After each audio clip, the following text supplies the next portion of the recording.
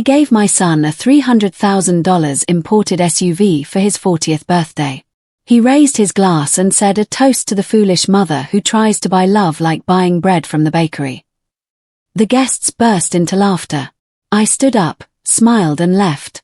But what I did after that turned into his lifetime nightmare. Before we continue, please subscribe to Granny's Voice channel and write in the comments what time it is where you are watching from now. We might give you a shout out in our next video. Today's shout out goes to Hattie Brooks from Memphis, TN. Thank you for being part of this great family. Now let me tell everything. I am 65 years old and I thought I had seen everything in this life. But nothing, absolutely nothing, prepared me for what my own son would do to me in front of 50 people. I gave him a $300,000 car for his 40th birthday. An imported SUV, black, as shiny as a mirror. He raised his champagne flute, looked me straight in the eye, and said, "A toast to the idiotic mother who tries to buy love like you buy bread at the bakery." The guests erupted in laughter. I remained standing with the keys still in my hand. I smiled, stood up, walked to the door, and left. But what I did next, Marcus will remember until the last day of his miserable life. Let me tell you how I got to that moment. Because I was not naive. I was not a fool. I was a mother. And that was my biggest mistake. My name is Vera. I was widowed at 30 years old with a 3-month-old baby in my arms. My husband died in a car accident 2 weeks after Marcus was born. There was no insurance. There was no inheritance, only debt and a child to feed. So I sewed. I sewed at night on my old machine while Marcus slept. I sewed wedding dresses, school uniforms, party outfits. My fingers would bleed sometimes, but it did not matter because my son would eat, my son would study, my son would have everything I never had. And I succeeded. At 40 years old, I started my own apparel company. Small at first, then it grew. I hired 10 women, then 20. By the time I was 50, my company was producing clothes for 3 major retail chains. I did not become a millionaire, but we never went without. Marcus went to a private school, then to a university. He graduated from law school with honors. I was in the front row on his graduation day, crying like an idiot in my beige dress that I had sewn the night before because I did not have time to buy a new one. I thought it would all be worth it. I thought my sacrifice meant something to him. But then he met Evangeline. She came from old money, from one of those families with important last names and properties in 3 countries. The first time he introduced me to her parents, Evangeline's father asked me what I did for a living. "I own a garment company," I said with pride. He barely smiled.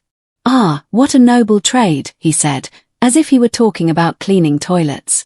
Evangeline looked me up and down. My clothes were good, but they did not have a designer label. My shoes were comfortable, not elegant.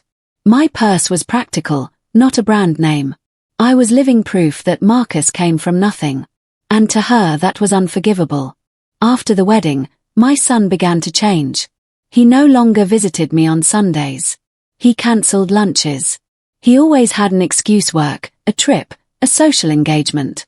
When I saw him at family gatherings, he treated me with a cold politeness that hurt more than any insult. He would introduce me as my mother and then quickly change the subject as if my existence were an inconvenient formality. Evangeline did not even pretend. She would greet me with 2 kisses in the air and then ignore me completely. I tried to get closer. I brought food that Marcus loved as a child. Gifts for birthdays. Calls to see how he was. Silence. Always silence. But I kept trying because he was my son. My only son. The boy I rocked all night when he had a fever. The teenager I supported when he failed math. The young man I hugged when his first love left him. I thought that somewhere inside that man in the expensive suit and cold manners, my Marcus still existed. The little boy who told me, "I love you, Mom," before going to sleep. How stupid I was. When I turned 60, I sold the company. They gave me a good price, almost $2 million. I could have traveled, bought a house on the coast, enjoyed my old age. But no, I saved that money thinking of Marcus, of his future, of my grandchildren, if I ever had any. I thought when I am gone, he will understand everything I did for him. How pathetic that sounds now. Last month, Evangeline called me. It was the first time in 2 years I had received a call from that house. Vera, we're throwing a surprise party for Marcus. He's turning 40. It would be lovely if you came. Her voice was sweet. Too sweet. I should have been suspicious, but I was so hungry for attention, so desperate to be included that I said yes immediately. Can I bring anything? I asked. Don't you worry, she said. Just your presence is enough. Liar. I did not want to arrive empty-handed. Marcus had always loved cars. As a child, he collected scale models. As a teenager, he memorized brands and specifications. His dream was to own an imported SUV. I remember because he told me 1,000 times. So, I thought, this is my chance. I will give him something he truly wants, something that will show him how much I love him. I went to the dealership. I chose the most beautiful SUV I saw. Black, powerful, perfect, $300,000, almost half of my savings. But it was for my son. It was worth every penny.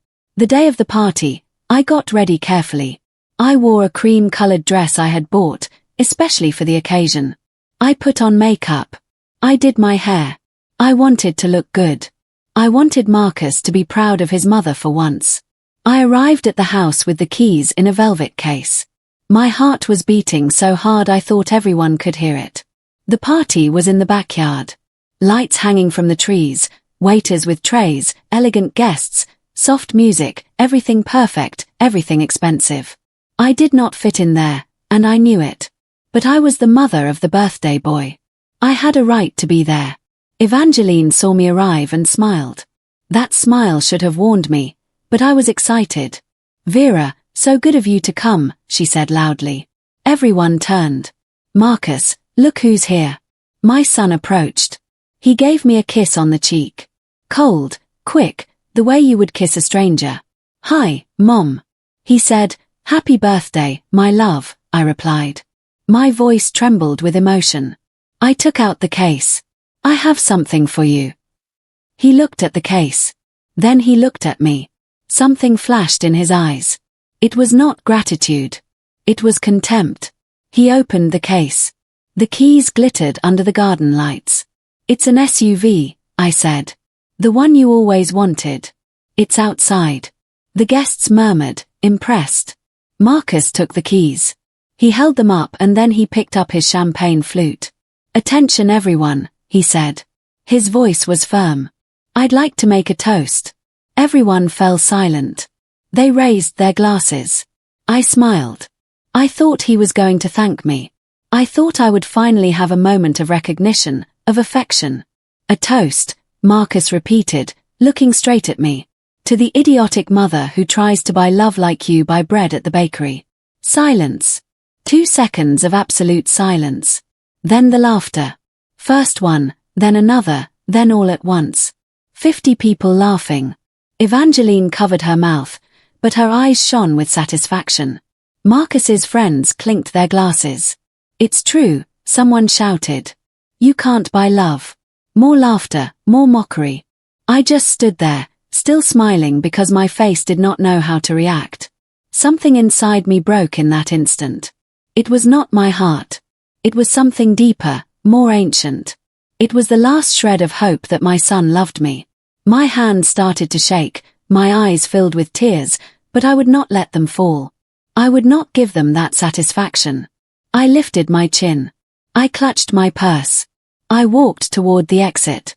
No one stopped me. No one said a word. I only heard more laughter behind me. I got to my car. I closed the door. I started the engine. And only then, in the darkness of that empty street, did I cry like I had not cried in 35 years. I cried for the little boy who no longer existed. I cried for all the years I wasted trying to earn a love that was never real. And as I drove back to my empty house, I made a decision. A decision that would change everything. But that, my dear Marcus, you would find out very soon. I got home at 11 o'clock at night. The lights were off. The house smelled of silence. I took off my shoes at the entrance. I sat on the sofa without turning on the lights. Just me in the darkness. My hands were still trembling. My chest ached as if someone had hit me with a hammer. I closed my eyes and saw the scene over and over again. The raised glass, the laughter, the satisfaction in Evangeline's eyes. And Marcus, my son, my only son, destroying me in front of strangers as if I were a cheap joke. I poured myself a glass of water. My hands shook so much I spilled half of it. I sat at the kitchen table, the same table where Marcus had done his homework for years, the same one where we ate breakfast together before he went to school. I ran my fingers over the worn wood. There was a small burn mark in the corner from when he was 8 years old and accidentally set a hot pan on it. I did not get angry. I just hugged him and told him that accidents happen. That the important thing was that he was okay. How many times had I protected him? How many times had I put his happiness before my own? When he was 15 and failed a major exam, I went to speak with the teacher. I begged him to give Marcus another chance. The teacher agreed, but on one condition. I had to donate uniforms for the low-income children at the school. I sewed 30 uniforms in 2 weeks. 30 for free. My fingers bled from the effort. But Marcus passed and that was all that mattered. When he turned 18 and wanted to go to the most expensive private law school in the city, I sold my car. I took a second job. I sewed during the day in my workshop and did alterations at people's homes at night. I slept 4 hours a day. I lost so much weight my friends thought I was sick. But I paid for every semester, every book, every supply he needed. And when he graduated with honors, he gave me a quick hug and went off to celebrate with his classmates. I was not invited to that celebration. It's a young people thing, Mom. He told me, you understand, right? Of course I understood. I always understood. Now sitting in that empty kitchen, I wondered when it all began. When my son had stopped seeing me as his mother and started seeing me as an embarrassment. Maybe it was when he went to college and met classmates who came from wealthy families. Families with important last names and houses in the best neighborhoods. He never brought anyone to our house. He always met at other people's homes. It's more comfortable, Mom. He would say they have more space. Our house had 3 bedrooms, a small yard, old but clean furniture. It was not a palace, but it was our home. Or at least I thought it was. Then he met Evangeline. She came into my life like an elegant storm. Everything about her screamed money. Her clothes, her perfume, the way she walked. The first time she came to our house, she barely sat down. She looked at the sofa as if it might give her a disease. How cozy, she said with a smile that did not reach her eyes. Marcus was nervous. I saw it in the way he fidgeted with his hands. In how he avoided my gaze. I cooked a meal, my best recipe, the roast chicken he had loved as a child. Evangeline ate 3 bites. It's interesting, she said. I don't usually eat carbs at night. Marcus did not eat much either. He just pushed the food around on his plate. That night, I understood I had lost my son. That Evangeline was not just his girlfriend. She was his escape route to a world where I had no place. The wedding was 6 months later. A large ceremony in a private garden. 200 guests. I knew almost no one. I sat in the second row because the first was for Evangeline's family. During the ceremony, I looked at my son. He looked at his bride as if she were a prize he had won. He did not look at me once. At the reception, they sat me at a table in the back with distant cousins I had not seen in years. Marcus came by to say hello for 5 minutes. Thanks for coming, Mom, he said, and he left. Evangeline did not even come over. That night, I cried in my hotel room. I cried because I had paid for half of that wedding. $15,000. 2 years of savings. But my name was not mentioned in any of the speeches. No one thanked me. No one mentioned that without me, Marcus would not be where he was. I was invisible. And the worst part is I was starting to get used to it. After the wedding, the visits became rarer. Marcus would call once a month. 5-minute conversations. How are you, Mom? Fine, honey. And you? Busy with work. When are you coming over for a meal? I'll let you know. He never let me know. I stopped asking. I started waiting. Every Sunday I would cook just in case he decided to visit. Most Sundays I ate alone. I would put the leftovers in the refrigerator. I would throw them out on Wednesday when they started to go bad. And the next Sunday I would cook again because you never knew. Maybe this Sunday he would come. I turned 60 and he did not come. He sent flowers with a card. Happy birthday, Mom. We love you. We love you.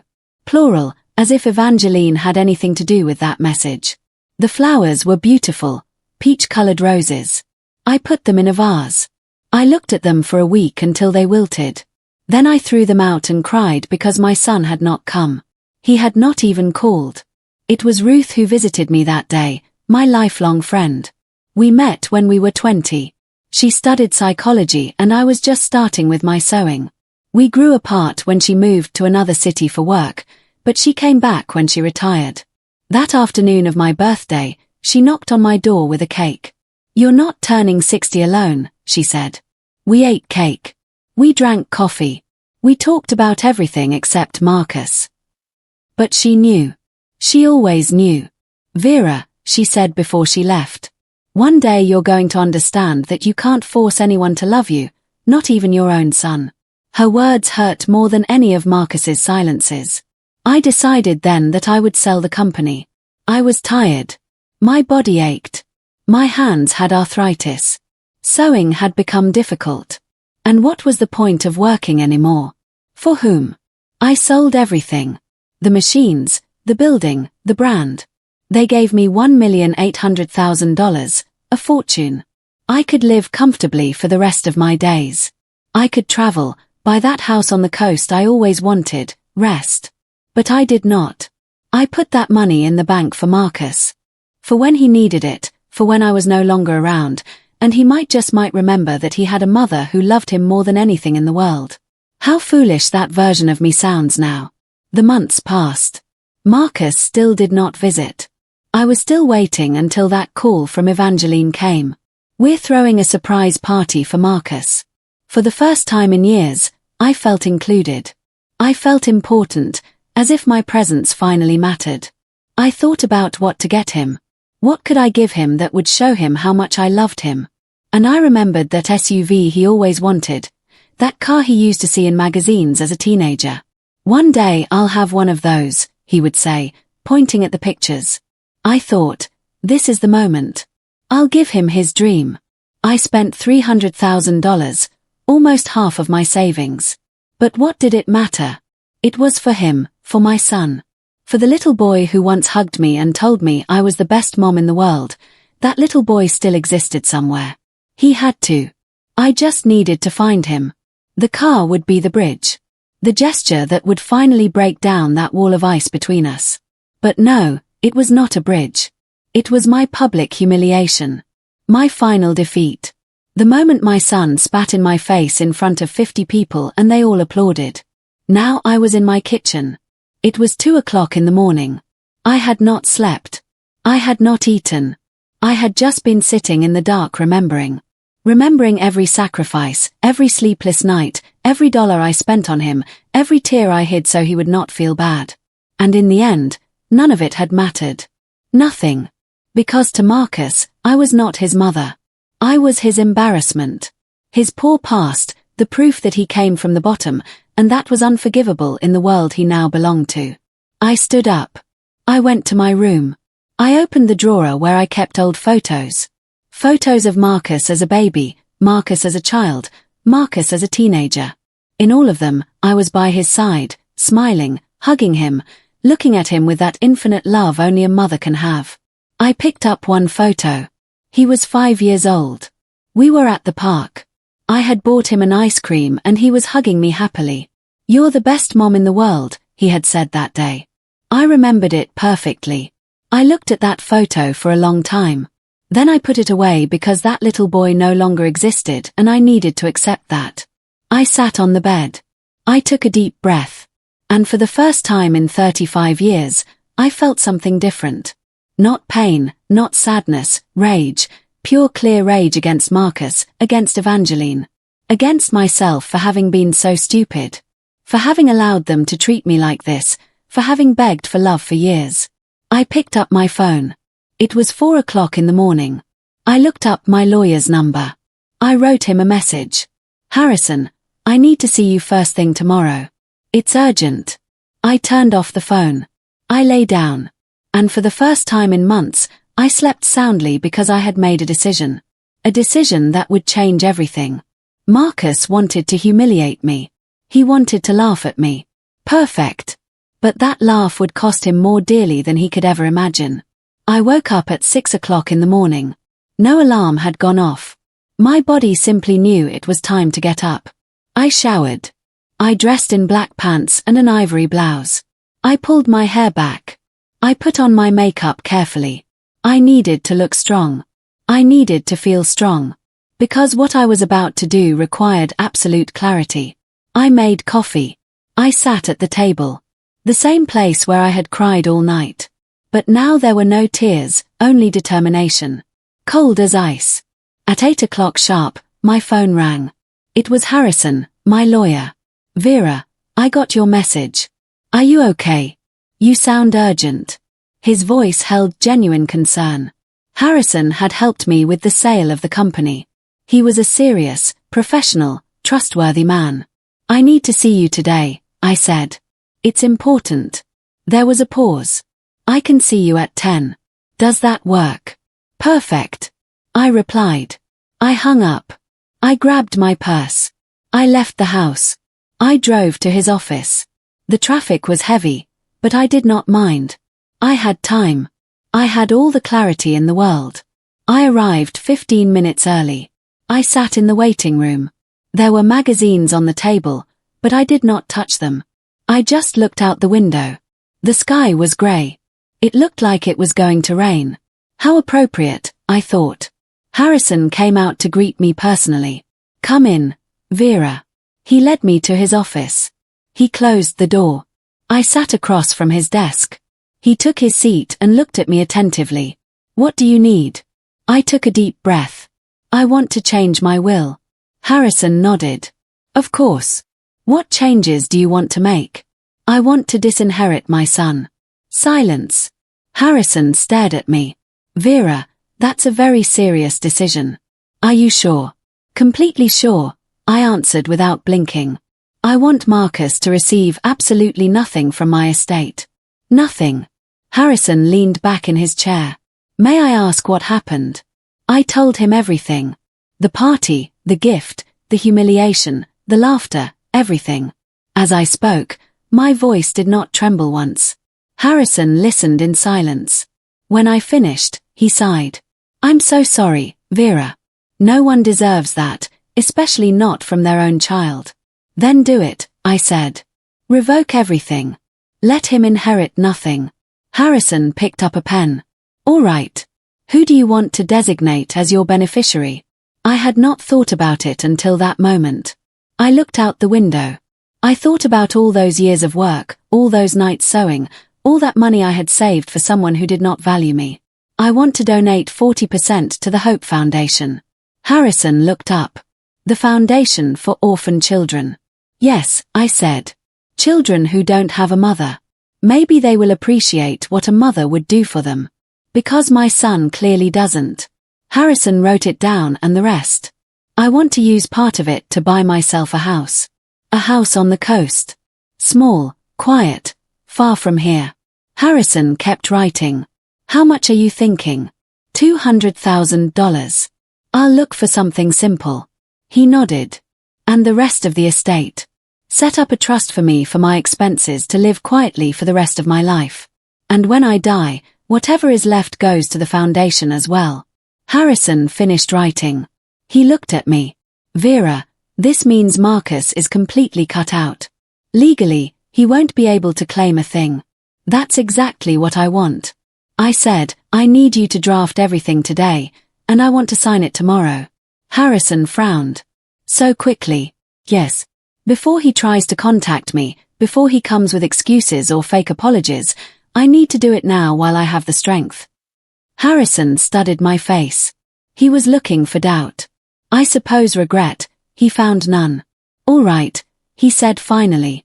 I'll draft everything today. You can come in first thing tomorrow to sign. I stood up. I shook his hand. Thank you, Harrison. He squeezed my hand warmly. Vera, I know this hurts, but I think you're doing the right thing. No one has the right to treat you like that. Not even your son. I nodded. I walked out of his office with my head held high. I got in my car. I started it. And for the first time in days, I felt something like relief. It was not happiness. It was not peace. But it was the first step toward my freedom. I drove aimlessly for a while. I did not want to go home yet. The house felt too empty, too full of memories of a son who no longer existed. I drove down Main Street. I saw shops, restaurants, people walking, normal life, people with their normal problems. I envied that normality. I stopped in front of a coffee shop. I went in. I ordered a coffee and a slice of chocolate cake. I sat by the window. I ate slowly. The cake was good, sweet, comforting. It had been years since I had bought myself cake. I was always on a diet or saving money or thinking about other things. But today, I deserved it. A woman sat at the table next to me. She was about my age, maybe a little older. She was alone, too, reading a book. She looked calm, at peace. I wondered if she had children, if her children called her, if they visited her, or if she was alone like me, too. I wanted to ask her. I wanted to talk to someone, but I did not. I finished my coffee. I paid. I left. I walked down the street. There was a bookstore. I went in. It smelled like new paper. I liked that smell. I walked through the aisles. I picked up a book at random. It was about women who had changed their lives after 60. I smiled ironically. How timely. I bought the book. I also bought a mystery novel, something to distract my mind. I left the bookstore feeling strangely good. As if I were doing things for myself for the first time in decades. I got home at noon. There were 3 missed calls, all from Marcus. There were no voicemails, just calls. I deleted the notifications. I had nothing to say to him. Not now. Maybe never. I made lunch. Salad and grilled chicken. I ate in the yard. It was a nice day despite the clouds. The birds were singing. There was a gentle breeze. I realized it had been years since I had eaten in the yard. I always ate inside in front of the television or in the kitchen reading the newspaper. But out here it was different. It was quiet. Peaceful. After eating, I lay down in the hammock. I closed my eyes. I listened to the sounds of the neighborhood. Dogs barking, children playing, cars passing, life simple and ordinary. I fell asleep. When I woke up, it was 4 o'clock in the afternoon. I had slept for 3 hours. I could not remember the last time I had taken a nap. I felt rested, relaxed. I went inside the house. I checked my phone. 5 more calls from Marcus. A text message. Mom, I need to talk to you. It's important. I deleted the message. I called a real estate agency. Good afternoon. I'd like to see some houses on the coast. Something small. Quiet. The woman on the other end sounded enthusiastic. Of course, When would you like to see some properties? As soon as possible, I said. Tomorrow afternoon. Perfect. I have 3 options that might interest you. Does 3 o'clock in the afternoon work for you? Excellent, I replied. I'll see you tomorrow. I hung up. I smiled. I was doing it.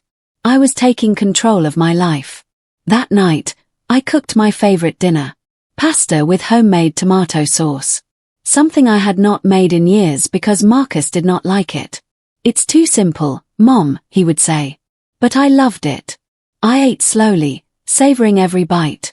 I put on music, old songs I liked when I was young. Ballads, love songs, music that made me feel alive. I washed the dishes. I straightened the kitchen. I changed into comfortable clothes. I sat on the sofa with the book I had bought. I read for 2 hours. The story was good. It distracted me completely. At 10 o'clock at night, the doorbell rang. I tensed up. I looked through the window. It was Marcus. He was standing on my doorstep alone without Evangeline. He rang the bell again. "Mom, I know you're in there. Please open up." His voice sounded different, less arrogant, almost pleading. I did not move.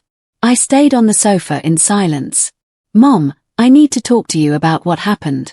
He kept ringing. 5 minutes, 10, 15. Finally, he left. I remained sitting in the dark. My heart was beating fast, but not from fear, from power. For the first time in my life, I was in control.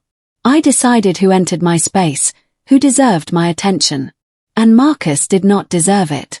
Not after what he did. I went to sleep feeling strangely calm.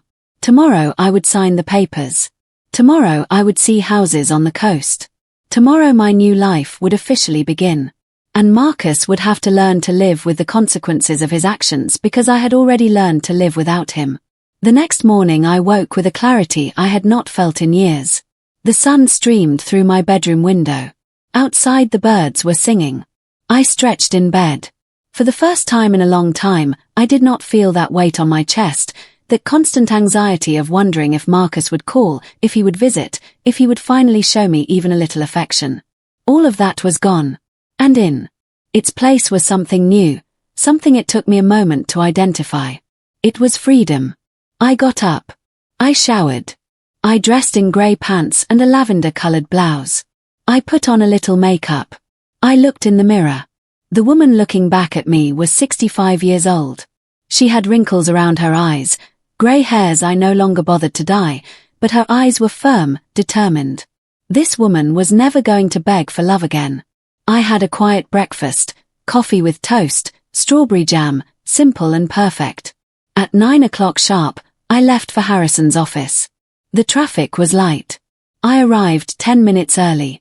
Harrison was waiting for me with the documents ready. "Good morning, Vera."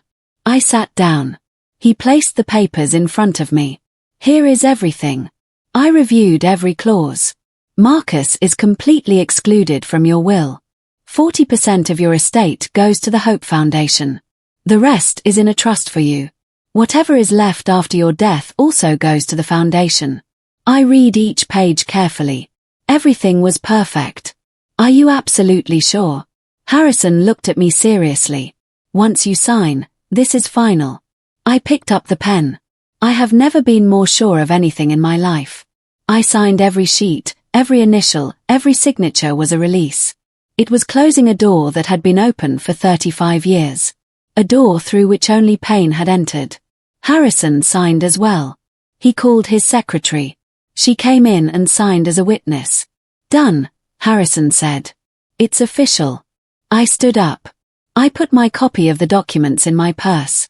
"Thank you, Harrison, for everything." He came around the desk and gave me a fatherly hug. "Take care of yourself, Vera. And remember, this doesn't make you a bad mother. This makes you a woman who respects herself." His words touched me deeply. I nodded, unable to speak. I walked out of his office with my head held high. I got into my car.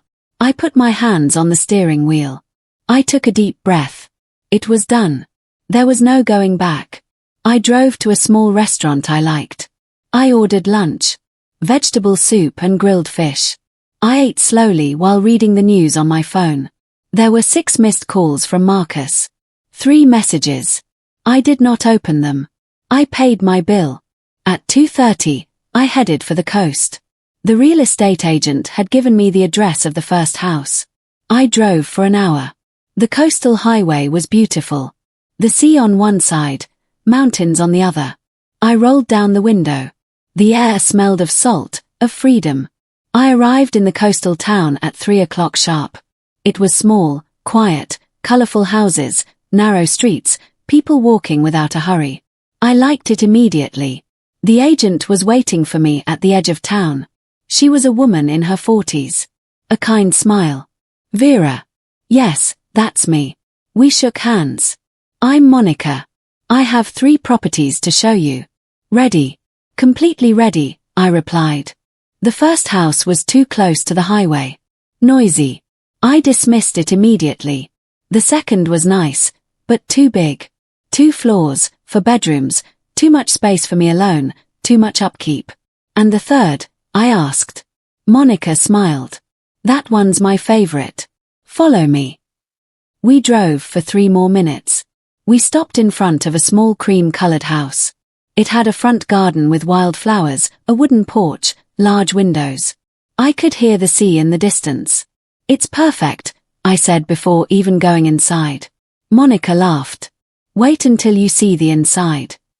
She opened the door. We went in. The living room was small but bright. Hardwood floors, white walls, a stone fireplace. The kitchen was compact but functional. 2 bedrooms, 1 full bathroom. Everything was clean, simple, cozy. I walked to the back porch and there it was, the sea 50 yards away. The sound of the waves was clear and constant. I closed my eyes. I took a deep breath. How much? I asked. Monica consulted her folder. $180,000. It was perfect within my budget. I'll take it, I said without a second thought. Monica blinked in surprise. Don't you want to think about it? See other options? No, I replied firmly. This is it. I want to buy it. Monica smiled broadly. Then let's start the paperwork. You can make a down payment this week. I can give you half tomorrow, I said. Perfect. Give me 2 days to get everything ready. Does that sound good? It sounds excellent. We returned to the town. We sat in a coffee shop. Monica took out documents. She explained the process. I nodded but was barely listening. I was looking out the window toward the sea. I was buying a house. A house for me, not to impress anyone. Not so Marcus would have a place to stay when he visited. Just for me to rest, to live, to be happy. I signed the preliminary documents. Monica gave me her card. I'll call you in 2 days with everything ready. We said goodbye. I walked through the town before heading back. There was a bakery that smelled of freshly baked bread. I went in. I bought pastries and cookies. There was a small bookstore. I bought 2 more books. There was a home decor shop. I bought scented candles and a green ceramic vase. I carried my bags to the car, feeling strangely excited, like a child with new toys. I could not remember the last time I had bought things just because I liked them. Without thinking if Marcus would approve, without worrying about saving for him, I drove back to the city as evening fell. The sky was painted orange and pink. Beautiful. I arrived home at 7 o'clock in the evening. There was a car parked in front of my house. I recognized the SUV, the $300,000 SUV. Marcus was sitting on my front steps. He stood up when he saw me arrive. Mom, finally. His voice was urgent, almost desperate. I got out of the car with my bags. I ignored him completely. I walked toward the door. Mom, wait. I need to talk to you. I kept walking. I took out my keys. Mom, please. Just 5 minutes. I opened the door. I stepped inside. He put his foot in the door before I could close it. Mom, I'm sorry. I'm so sorry. What I said was horrible. I was drunk. I wasn't thinking. I turned around. I looked him directly in the eyes. Get your foot out of my door. My voice was pure ice. He blinked, surprised. Mom, I just get your foot out now.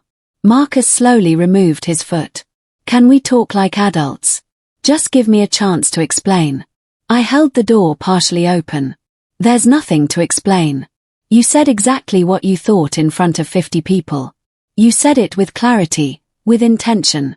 The only thing I regret is taking so long to understand who you really are. His eyes widened. I'm not that person. I was angry.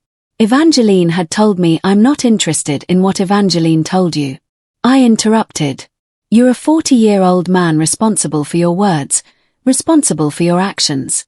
Mom, I was an idiot. I accept that. But I'm your son. Your only son. I stared at him. I had a son. His name was Marcus. That boy loved me. He respected me. He valued me. That boy died many years ago. The man standing in front of me is a stranger who uses my blood as an excuse to mistreat me. Marcus took a step back as if I had slapped him. Don't say that. I'm still me. I'm still your son. No, I said, my voice firm. My son would not have humiliated me like that. My son would not have used me as a joke to entertain his friends.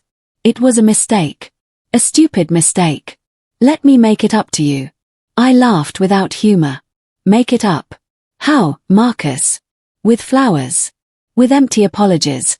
Waiting for me to forget so you can treat me like trash again. It won't happen again. I swear. I studied him in silence. I saw a desperate man. But not for love, for something else, for fear, for need. Why did you really come here? I asked. Because you're my mother and I love you, he answered quickly. Too quickly. Lies. I said, you came because someone told you something. Because you need something. Marcus looked down. There it was. The truth. I need you to sign some papers for a business deal. I need to use your house as collateral.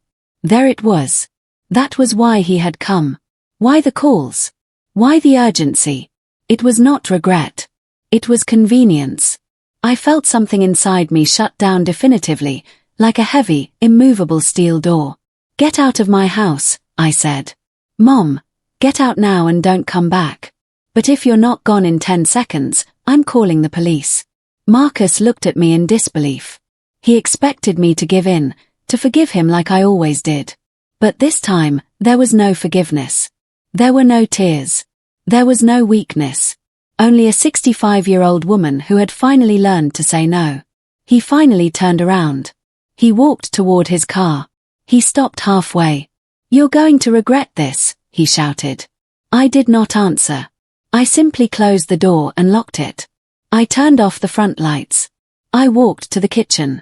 I poured myself a glass of water. My hands were not shaking. My heart was beating calmly. Outside, I heard the SUV's engine drive away. I sat on the sofa. I looked at my shopping bags. Pastries, books, candles, little things that made me happy. I smiled. For the first time in decades, I smiled without forcing it, without pretending, without expecting anything in return. Marcus was gone. And I was okay. More than okay. I was free. That night, I slept soundly, without nightmares, without being startled, without that constant weight on my chest that had accompanied me for years. I woke up at 7 o'clock in the morning with the sun streaming through the window. I stayed in bed for a few more minutes, listening to the silence of the house. Before, that silence scared me. It reminded me of my loneliness. Now, it was different. It was peace. I got up feeling rested. I made coffee. I had breakfast in the garden. Toast with jam, fresh fruit. The morning air was cool and pleasant. I called Ruth. My friend answered on the third ring. Vera, good morning. How are you? Her voice sounded cheerful. Good, I replied. And it was true. Do you have time for a coffee? I need to tell you something. Ruth laughed. I always have time for you. Where should we meet? Remember that coffee shop near the park? The one with the delicious cakes. I'll be there in an hour. I hung up, smiling. It had been so long since I had felt like this, light, free of burdens. I got ready carefully. I put on a loose sand-colored dress. I let my hair down, a little makeup, simple earrings. I looked in the mirror. The woman looking back at me looked different, not younger, but more alive. I drove to the coffee shop. Ruth was already there sitting at a table by the window.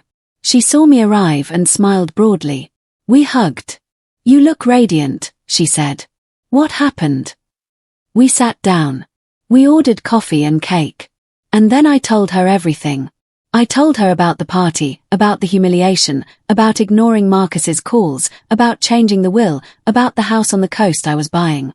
Ruth listened in silence. Her eyes filled with tears when I described what Marcus had said to me in front of everyone. That boy has no idea what he's lost, she said finally. Vera, you did the right thing. You spent years giving him everything and getting nothing in return. That's not love. That's abuse. Her words hit me hard. Abuse. I had never seen it that way. But she was right. I feel strange, I admitted. On one hand, I feel free. On the other, I feel guilty as if I've abandoned my son. Ruth took my hand across the table. Vera, listen to me carefully. You didn't abandon anyone. He abandoned you years ago. Emotionally, he turned you into his personal bank, into his public embarrassment. You simply stopped allowing it. That's not abandonment. That's self-respect. I wiped away a tear I did not know had fallen.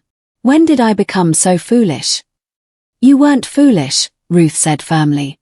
You were a mother, and mothers sometimes love so much that we forget to love ourselves. We finished our coffee talking about the house on the coast. Ruth was excited.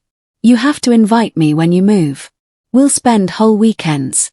We'll walk on the beach. We'll cook. We'll read. It will be beautiful. The idea filled me with warmth.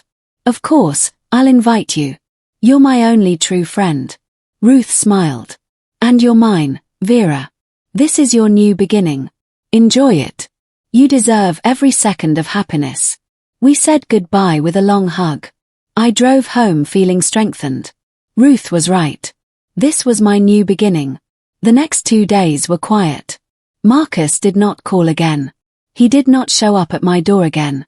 It was as if he had finally understood that there was nothing more to get from me. Or maybe he was planning something. I did not care. I was focused on my future. Monica, the real estate agent, called on the 3rd day. Vera, everything is ready. Can you come sign tomorrow? I'll be there, I replied without hesitation. That night, I packed a few things. Clothes, books, old photographs I wanted to keep. I left the photos of Marcus in a drawer. I did not throw them away, but I would not take them with me either. The next morning, I drove to the coastal town. The day was perfect. Clear sky, gentle breeze. I arrived at Monica's office at 10 o'clock sharp. I signed all the documents. I transferred the money, $180,000, almost half of what was left of my savings. But I did not feel fear. I felt excitement. Congratulations, Vera, Monica said, handing me the keys. The house is yours. I took the keys with trembling hands. Not from nerves, from pure happiness. I drove to my new house. Our new house, mine and no one else's. I opened the door. I walked in slowly. I went through each room, touching the walls, looking out the windows, imagining how I would decorate each space. I went out to the back porch. The sea was shining under the sun. The waves were breaking, constant and calm. I sat on the wooden steps.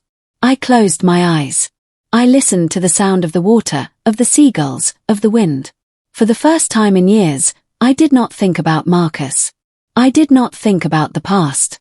I only thought about this moment, about this peace. I returned to the city that afternoon.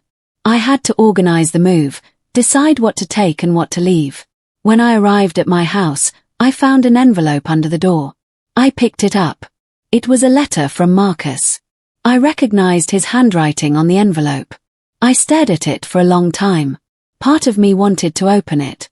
The part that still held a tiny hope that maybe he was truly sorry, but the other part, the new strong part, knew the truth. This letter was not love. It was manipulation. It was a last attempt to regain control. I went into the house. I left the unopened envelope on the kitchen table. I made tea. I sat in front of the letter.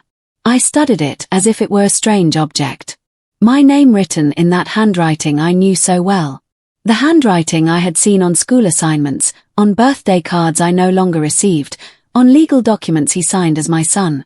But this letter did not belong to me. It belonged to a version of me that no longer existed. To the Vera who begged for love. To the Vera who forgave everything. That woman was gone. I took the unopened letter. I walked to my room. I opened the drawer where I kept old things, unimportant papers, old receipts, photographs I never put in frames. I put the letter in there. I closed the drawer. If I ever felt curious, it would be there. But for now, I did not need to read it. I did not need his words. I did not need his excuses. I already knew everything I needed to know. I spent the next few days organizing my move. I hired a small company. I sold several pieces of furniture. The large dining table where Marcus no longer ate. The living room sofa where he no longer Saturday. The bed from his old room that I had kept for years. hoping that one day he would come to visit with his children. Children he never had.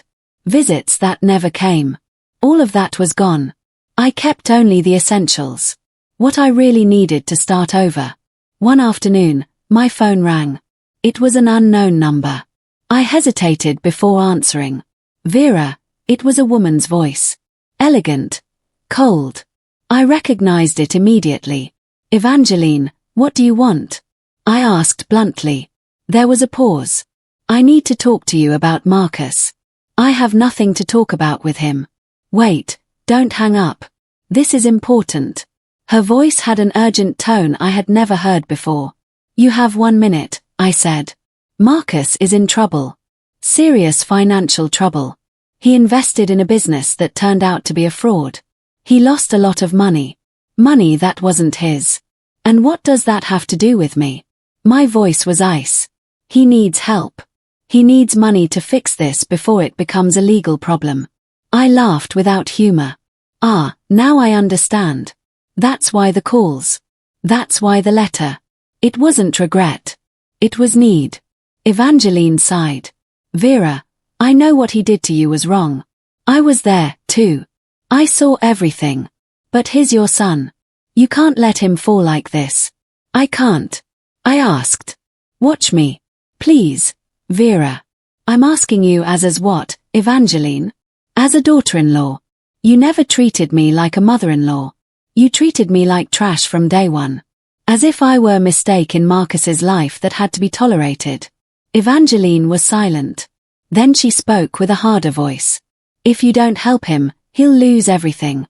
His reputation, his job, everything I worked for. I corrected her. I paid for his education. I built his future.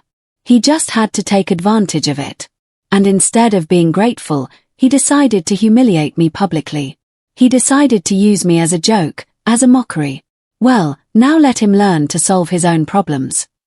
You're his mother, Evangeline said with desperation. Mothers are supposed to forgive everything. Mothers are also human, I replied. And this mother has forgiven enough, has given enough, has suffered enough. Are you going to regret this when he really needs something and you're not there? Evangeline threatened. Maybe, I said calmly. But that will be my regret. Not yours, not his, mine, and I will be able to live with it because at least I'll know I didn't let them keep using me. I hung up before she could respond. My hands were trembling slightly, but not from fear, from anger that had been contained for too long. From newfound power, from a freedom I was just beginning to taste. I poured myself a glass of water. I sat in the kitchen. I took a deep breath. Evangeline had called. Marcus was in trouble, and I had not given in. I had not run to rescue him. I had not sacrificed my peace for his mistakes. For the first time in 35 years, I had chosen my well-being over my son's. And it hurt. Of course, it hurt. But it also felt right. It felt like closing a circle that should have been closed a long time ago. That night, I packed the last boxes. My entire life fit into 20 boxes. It seemed like a little, but it was enough. The moving company would arrive the next day. In 2 days, I would be living in my house on the coast. Far from this city, far from the memories, far from Marcus and his world of appearances and coldness. I went to bed early. Tomorrow would be a long day, but it would also be the first day of the rest of my life. And that life would be mine, only mine. The moving men arrived at 8 o'clock in the morning. There were 3 of them, efficient workers who loaded my 20 boxes in less than 2 hours. They looked around the house with curiosity, probably wondering why someone would leave a large house for a smaller one. I did not give them any explanations. I owed them none. I supervised as they loaded the furniture I had decided to take. My bed, the single armchair I liked, the small kitchen table, the floor lamp I had bought 20 years ago. Simple things, my things. When they were finished, I locked the front door of the house. I stood on the porch, looking inside one last time. This house had been my home for 15 years. I had raised Marcus here since he was a teenager. I had cried here when he got married and left. I had waited here for his visits that never came. But I had also sewn thousands of garments here. I had built my business here. I had found my strength here. This house held pain, but also pride. I thanked it in silence. Then I turned and walked to my car without looking back. The drive to the coast took an hour. I drove slowly, unhurried, enjoying the scenery, the mountains, the trees, the infinite sky. The coastal highway appeared, and with it the smell of the sea. I rolled down the window completely. I let the wind mess up my hair. I did not care. I felt alive. I arrived in town at 11. The moving truck was already parked in front of my house. The men were waiting, sitting on the curb, eating sandwiches. I apologized for the delay. They smiled. No problem, We took a break. I opened the door to the house. They came in and started unloading. I showed them where to put everything. The bed in the master bedroom which faced the backyard. The armchair in the living room in front of the large window. The table in the small dining area. The boxes piled in the second room which I would use as storage and a studio. In an hour everything was inside. I paid them. I gave them a generous tip. They left thanking me. And then I was alone. In my new house, in my new life, the silence was different here. It was not the heavy silence of loneliness. It was the quiet silence of peace. I walked barefoot through the house. I felt the wood floor under my feet. Cool, smooth. I opened all the windows. The sea breeze came in, filling every corner. I stood on the back porch. The sea was there, constant, eternal, indifferent to my problems. And that comforted me. The world kept spinning. The waves kept breaking. I kept breathing. And that was enough. I unpacked slowly without rushing. First the clothes. I filled the small closet with my dresses, my blouses, my pants, everything neat. Then the kitchen, plates, glasses, pots, silverware. I put everything in its place. There was something therapeutic about organizing, about creating order where there had only been closed boxes. By mid-afternoon, the house was starting to look lived in, to feel like home. I made tea. I sat in my new armchair in front of the window. I looked at the sea in the distance. I smiled. I was home. The doorbell rang. It startled me. No one knew I was here. No one except Monica and Ruth. I approached the door cautiously. I looked through the side window. It was an older man, white hair, a green work shirt. He was holding a pot of flowers. I opened the door. Yes. The man smiled kindly. Hello, neighbor. I'm Leonard. I live in the house next door. I saw you were moving in today. I wanted to welcome you. He held out the flower pot. Yellow roses. Beautiful. Oh, how thoughtful. Thank you. I took the pot. I don't want to bother you. I just wanted to introduce myself. If you need anything at all, I'm right next door. His voice was warm. Sincere. That's very kind of you, Leonard. Well, I'll let you get some rest. Welcome to the neighborhood. He left with a smile. I closed the door. I looked at the roses. It had been years since someone had given me flowers without expecting anything in return, without ulterior motives, just because. I placed the pot on the dining table. The roses brightened up the space. That night, I had something simple for dinner. Canned soup and bread. I did not have the energy to cook. I washed my plate. I straightened the kitchen. I changed into my pajamas. I lay down in my new bed.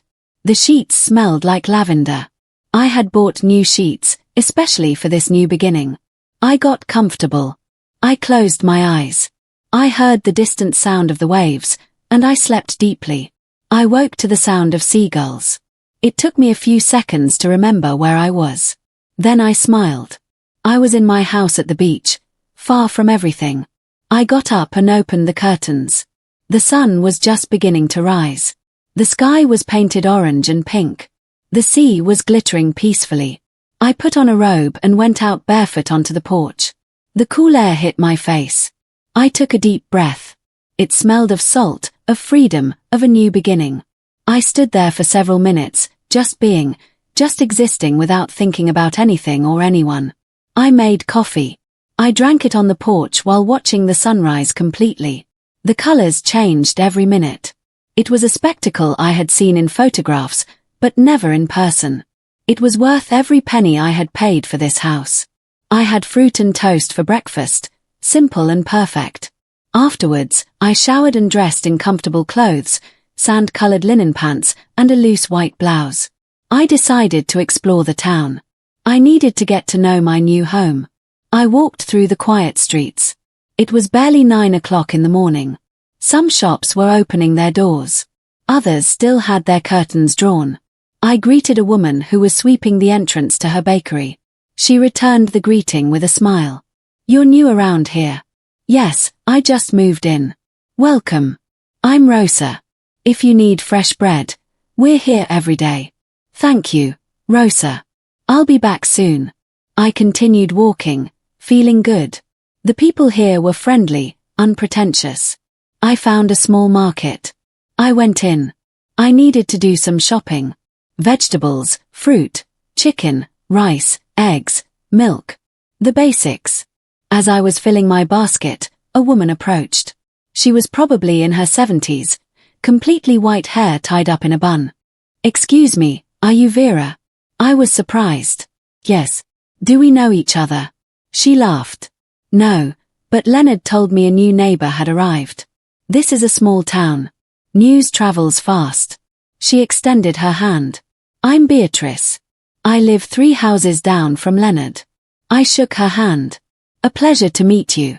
If you need recommendations on where to shop or anything, just let me know. The women in this town look out for each other." Her words moved me. "Thank you, Beatrice. I'll keep that in mind." I paid for my groceries and went home. I put everything away. I organized the refrigerator. I cleaned a little. Even though the house was already clean, I needed to keep my hands busy. My mind calm. At noon, I made lunch. Salad with chicken. I ate on the porch, watching the sea. It was strange to be so calm. For years, I had lived in a state of constant anxiety, waiting for calls that never came, preparing meals that no one ate, holding on to stories that no one wanted to hear. Now I was not waiting for anything. And in that lack of expectation, I found peace. In the afternoon, I decided to walk on the beach. I put on sandals and went down the path that led straight to the sand. It was a small beach, quiet. There were few people, a young couple, a man with his dog, a family with children. No one paid me any attention. I like that. I walked along the shore. The cold water touched my feet. The sand sank under my weight. I picked up a seashell. It was perfect. Cream-colored with pink lines. I put it in my pocket, a small, worthless, but beautiful treasure. I walked for an hour aimlessly, unhurriedly, just feeling. When I got back home, I was tired but satisfied. I made tea. I sat in my armchair with one of the books I had bought. I read for 2 hours, lost in a story that was not mine, in problems that were not mine. It was liberating. When it got dark, I turned on the lights. I prepared a light dinner. Soup and salad. I ate, looking out the window as the lights of the town turned on one by one. After dinner, my phone rang. It was Ruth. "Vera, how is everything?" Her voice sounded cheerful. "Good. Very good, actually. Tell me everything. How's the house? Are you settled in?" I told her everything. The move, the town, Leonard, Beatrice, the beach. Ruth listened, making excited comments. "You sound different," she said after a while. "Different how?" "Calm, light, as if a weight has been lifted from your shoulders." "That's exactly how I feel," I admitted. "I'm so happy for you, Vera. You deserve this peace." After everything you've been through, we talked for another half hour. Before hanging up, Ruth said, "By the way, I ran into a cousin of yours yesterday. Loretta. She asked about you. I told her you had moved to the coast, but I didn't give her the address. I hope that's okay." I tensed slightly. Loretta was my late husband's cousin. She had always been a gossip, always meddling where she was not wanted. "That's fine. Thank you for not giving her my address. I figured you'd want your privacy." "I do." We said goodbye. I hung up with a slight sense of unease.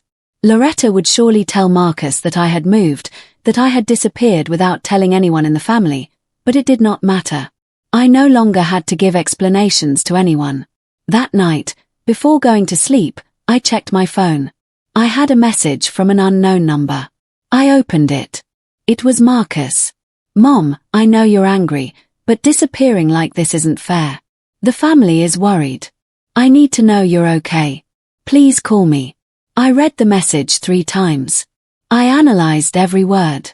The family is worried, not I'm worried. The family, as if he were the spokesperson for everyone. As if his concern were genuine and not just a need to control me. Please call me. Not forgive me. Not I miss you.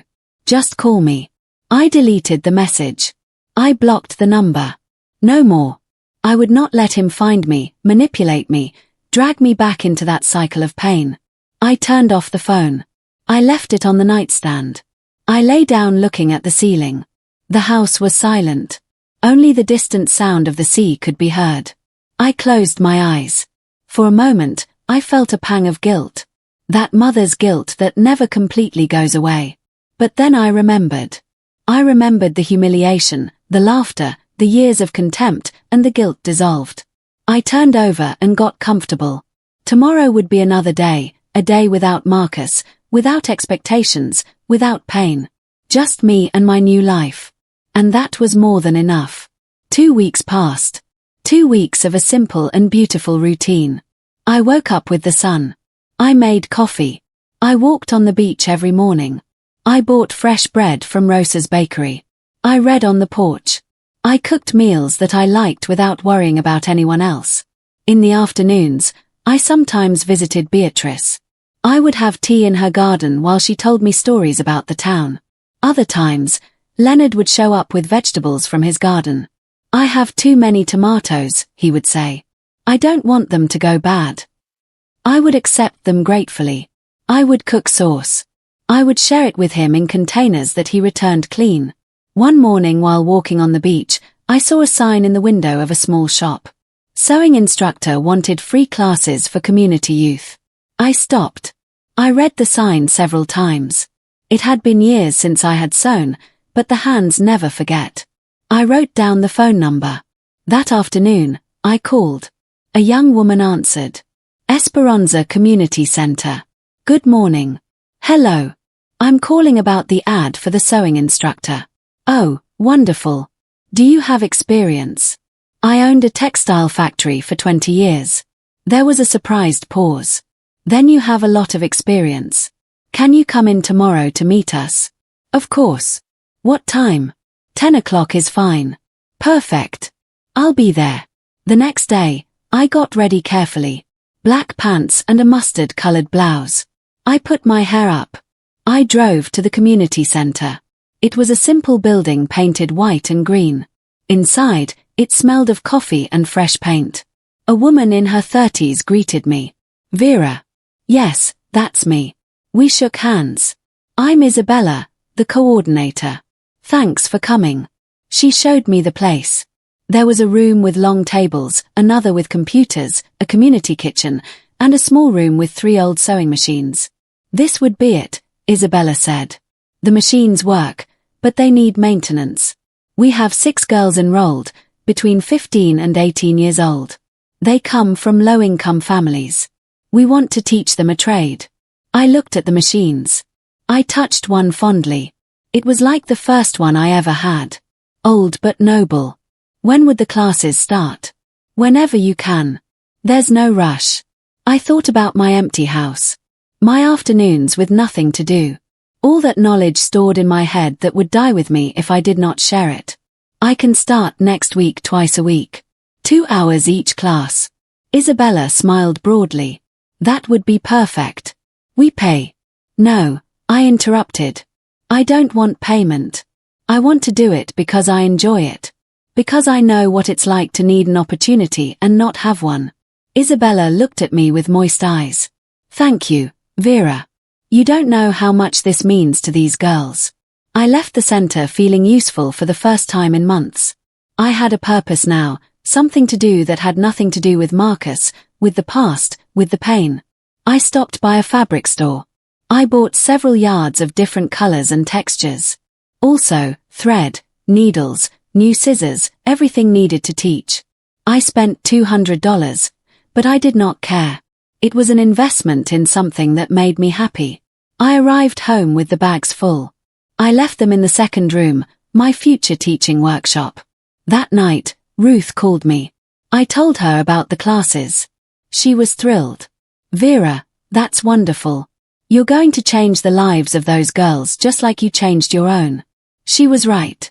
I was changing my life day by day, choice by choice. I was no longer the woman who begged for love. I was the woman who gave love to herself and shared that love with others who deserved it. We talked for a long time. Before hanging up, Ruth said, "By the way, Marcus looked for me." My heart sped up. What did he want? Your address. I told him I didn't have it. He got angry. Said you were his mother and he had a right to know where you were. I told him rights are earned with respect. He hung up furiously. I smiled sadly. Thank you for not telling him anything. I never would. Vera, he doesn't deserve to find you. Not until he understands what is lost. We hung up. I sat on the sofa thinking. Marcus was looking for me, but not out of love. He still needed something from me. Money, probably. It was always money. I wondered if he would ever understand, if he would ever look back and see everything I gave him, everything I sacrificed, and if that day came, if it would be too late, probably. And he would have to live with that. Just as I lived with my decision to let him go, the following week, I started the classes. The 6 girls arrived on time. Shy, curious, I introduced myself. I'm Vera. I'm going to teach you how to sew. It's not easy, but it's worth it. You can create beautiful things with your hands. You can earn a dignified living. You can be independent. I showed them the basics. How to thread the needle, how to sew a straight line, how to use the machines carefully. They listened with absolute attention. They asked intelligent questions. 2 hours flew by. At the end, one of them, Nina, approached me. Thank you, Miss Vera. No one has ever taught us anything like this before. Her words touched my soul. The following weeks turned into months. The classes became my favorite reason to leave the house. Seeing the girls' progress, their excitement when they sewed their first perfect seam, their pride when they finished their first garment. One afternoon, Nina showed me a dress she had made. Simple, but well constructed. It's for my mom, she said. It's her birthday. I hugged her. It's beautiful. Your mom is going to cry with happiness. Nina smiled like you do when you teach us. I can tell you love it. She was right. I loved it. It fulfilled me. It gave me purpose. One afternoon, as I was leaving the center, I found Leonard waiting in his truck. Hello, neighbor. I saw you had class today. Want me to give you a ride? Oh, I brought my car. I know, but I thought maybe you'd like to get some coffee before heading back. I know a place with a sea view. I hesitated for a moment, then I smiled. Why not? I got into his truck. We went to a small coffee shop on a cliff. The view was spectacular. We ordered coffee and cake. We talked about everything. About his life, about mine, about his children who lived in another city, about his wife who had passed away 5 years ago. I miss her every day, he said. But life goes on and you have to live it. I nodded. I understood perfectly. We returned to town at sunset. Leonard dropped me off at my house. Thanks for the coffee, I said. Thank you for the company, he replied. Vera, if you ever want to go out again, just let me know. It doesn't have to be anything romantic, just 2 people enjoying life. I smiled. I like that idea. I went into my house feeling light. It was not love. It was not romance. It was friendship. Simple companionship. And that was enough. More than enough. That night, before sleeping, I looked out the window. The stars were shining. The sea sounded constant. I had rebuilt my life stone by stone, choice by choice. I no longer hoped for Marcus to change. I no longer hoped for his love. I had found something better. I had found myself. 6 months had passed since I moved to the coast. 6 months of peace I did not know was possible to feel. My life had found a perfect rhythm. I woke up early. I walked on the beach. I taught sewing twice a week. I visited Beatrice on Thursdays for tea. On Saturdays, Leonard and I explored nearby towns. No pressure, no expectations, just genuine friendship. My house had filled with little details that made it mine: plants on the porch, books stacked next to the armchair, photographs of sunsets that I had taken myself. A simple but profoundly mine life. One November afternoon, I was watering the plants when I heard a car stop in front of my house. I looked over the hedge. It was a black SUV. My heart stopped. I recognized that car immediately. Marcus got out of the driver's side. Evangeline from the passengers. I watched them walk to my door. They rang the doorbell once, twice, 3 times. I remained motionless in the backyard. They had not seen me. "Mom, I know you're here," Marcus shouted. "Your car is in the driveway. Please open up." His voice sounded tired, defeated. But I no longer responded to that voice. Evangeline spoke then. "Vera, we just want to talk." 5 minutes. They waited. They rang again. 10 minutes passed. Finally, I heard their steps moving away, but they did not start the car. They stayed outside waiting, betting that I would eventually come out. I sat on the back porch where they could not see me. I picked up my book. I pretended to read, though the words made no sense. Half an hour later, I heard voices. It was Leonard. "Can I help you with something?" "We're looking for the lady who lives here," Marcus replied. "Are you family?" "I'm her son." There was a pause. "I understand, but if she doesn't open the door, it's because she doesn't want visitors. This is a quiet town. We respect people's privacy." "She's my mother," Marcus insisted arrogantly. "I have a right to see her." "Rights are built with respect, young man," Leonard said in a firm voice. "I suggest you leave. If she wants to contact you, she will when she's ready." I heard protests, arguments. Then finally, the engine starting. The car driving away. I took a deep breath. Leonard had been there for me, protecting my peace. 10 minutes later, he knocked gently on my back door. I opened it. "They're gone," he said. "Thank you, Leonard." He looked at me with concern. "Are you okay?" "I'm fine. Better than fine." He nodded. He did not ask any more questions. That is what I appreciated most about him. He respected my silences. That night, I could not sleep. Knowing that Marcus had found me was unsettling. It had taken me so much to build this peace. I could not let him destroy it. The next morning, I found an envelope under my door. I recognized it immediately. Marcus's handwriting. This time, I opened it. I needed to know what he wanted. The letter was long. It spoke of regret, of mistakes, of how much he needed me. But between the lines, I read the truth. It spoke of financial problems, of debts, of needing a loan. There it was, the real reason for his visit. It was not love. It was money. As always, I read the entire letter. Then I folded it carefully. I went to the kitchen. I turned on one of the stove burners. I held the letter over the flame. I watched as the paper was consumed, as the words disappeared, turned to ash. I did not feel pain. I did not feel guilt. I only felt closure. I threw the ashes in the trash can. I washed my hands. I made coffee.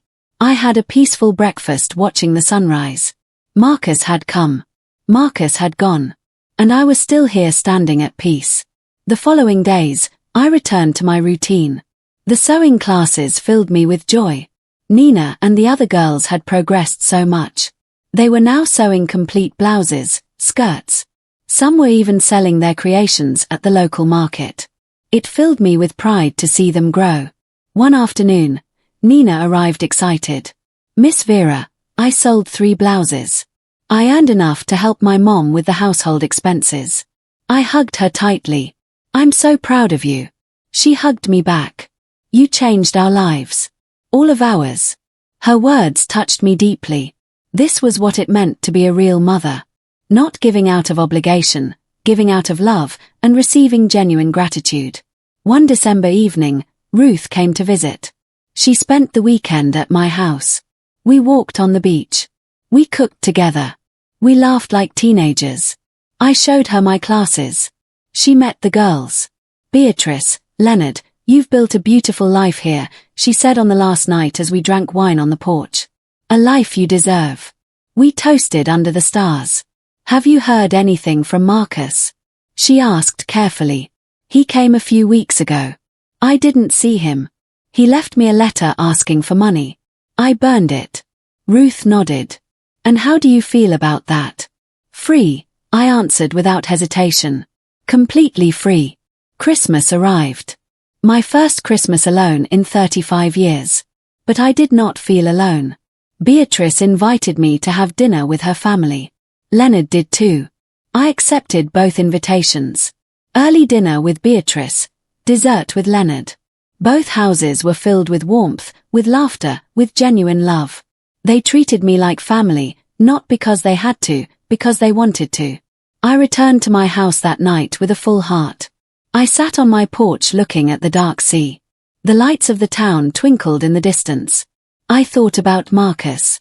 I wondered what he was doing, if he thought of me. Probably not. And that was okay because I did not think much about him either.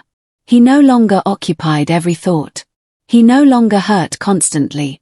He was just a distant memory like an old scar that no longer aches. On New Year's Eve, I walked alone on the beach at midnight. I heard fireworks in the distance. The sea shimmered under the full moon. I took off my sandals. I put my feet in the cold water. I closed my eyes. I made a wish. I did not ask for Marcus to change. I did not ask for reconciliation. I asked to continue having the strength to choose myself, to protect my peace, to live this life that had cost me so much to build. I opened my eyes. A large wave soaked my pants. I laughed. I laughed alone on the beach like a happy fool. Because that's what I was. I was happy. Genuinely happy. I went back home. I changed my clothes. I made tea. I sat in my armchair with a blanket. I took out my journal. I had started writing a few months ago. Thoughts, reflections, gratitudes. I wrote about this year, about everything I had lost and everything I had gained. I ended with a single sentence. I didn't need him to change. I needed to change and I did. I closed the journal. I put it in the drawer. I lay down feeling something I had not felt in decades. I was whole, not because someone completed me, but because I had finally found myself. The next morning, I woke up early. I made coffee. I went out to the porch. The sun was beginning to rise. The sky was painted with impossible colors. The sea sang its eternal song. I drank my coffee slowly, savoring every sip, savoring every second of this peace. Somewhere in the city, Marcus was going on with his life, with his problems, with his decisions. And I was here in my house by the sea, with my plants, my books, my students, my friends, my simple but profoundly mine life. I did not need revenge. I already had something much better. I had peace. I had dignity. I had self-love. And that no one could ever take from me again. I smiled looking at the horizon. This was my happy ending. Not the one I had imagined, but the one I deserved.